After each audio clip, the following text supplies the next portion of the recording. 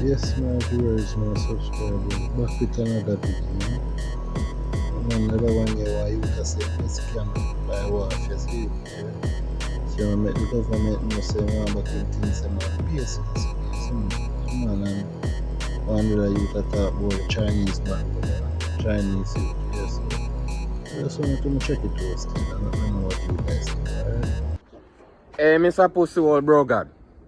You know, do something about the blood clot people them we have a work down I waff. Eh? The thieving people them we have a work down I waff like a blood clot Kingston there. You know, do something about them. Hmm? People send them things to Jamaica, container to Jamaica.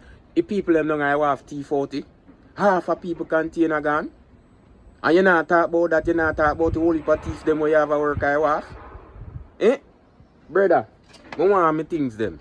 I want me things them. Then you have your assistant thief them who work there. You call them. Oh, it's gonna take us some time to do our investigation. Me have time for wait. Do it blood clot, cause I want me sitting them. Zin?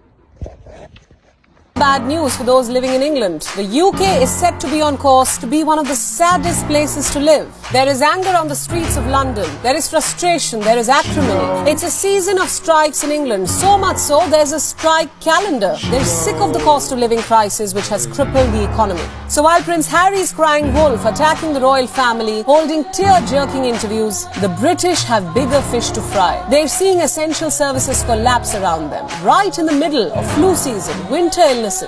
Remember a time when the British monarchy was once a symbol of stability in turbulent times? I ask you tonight, where is the stability? A crying prince is calling out the royal family. He's washing his dirty laundry in public, and we're all feasting on gossip. Russia trying to take down the international system that's been in place since 1648, and certainly the rules-based order that's been in place since the end of the Second World War.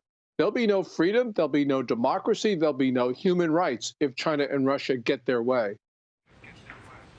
Yeah, it sounds like they're anticipating some sort of war, that they're planning on aligning for that purpose. Are we ready for that? We're certainly not ready for it. I mean, we're struggling to deal with the Ukraine situation, which is a war already, despite what the Chinese have been saying. So now that this Chinese spy balloon has been shot down, I think the manner in which it happened tells us almost everything about what this whole incident was. You see, the way it was shot down, it was clearly done in such a manner so as to allow almost full, pristine recovery of this device by the U.S. military. I mean, if you follow the media, the first thing really after shooting the balloon down was pretty much an acknowledgement from the U.S. military that they were going to recover this thing, recover the actual vehicle being held aloft by this huge balloon. And what this indicates is two things. Number one, the U.S. deliberately did not shoot the balloon down in such a way that would damage the vehicle being upheld by the balloon. But even more so, number two is that China deliberately did not engage a self-destruct mechanism. So what this indicates is that this was a very highly choreographed act by both sides, and what it really indicates is that what's happened since last Thursday, what's really happened is that China sent a very sophisticated electronic warfare system over the central United States. It's very suspicious that it hit an ICBM site in Montana, and also apparently later it painted over the U.S. primary B-2 bomber base in Missouri. Now, whatever it is that happened, that might be reported, what's clear is that this was an electronic warfare device. Now, that being the case, the fact that China used electronic warfare systems over U.S. soil, over such sensitive U.S. sites, what that indicates is that this balloon was doomed from the start. As soon as this balloon was reported, it was already doomed. So the only question was whether China would essentially permit the U.S. to recover this device. Okay, so the other thing to realize here is that China definitely, the reason the Pentagon did not shoot this thing down upon its immediate entry into American airspace over Alaska by the Pentagon's own admission, this was not state-of-the-art Chinese spy technology. It's obvious that this balloon was, given its size alone shows that China wanted this thing to be known, and therefore this was not to be some covert spy mission.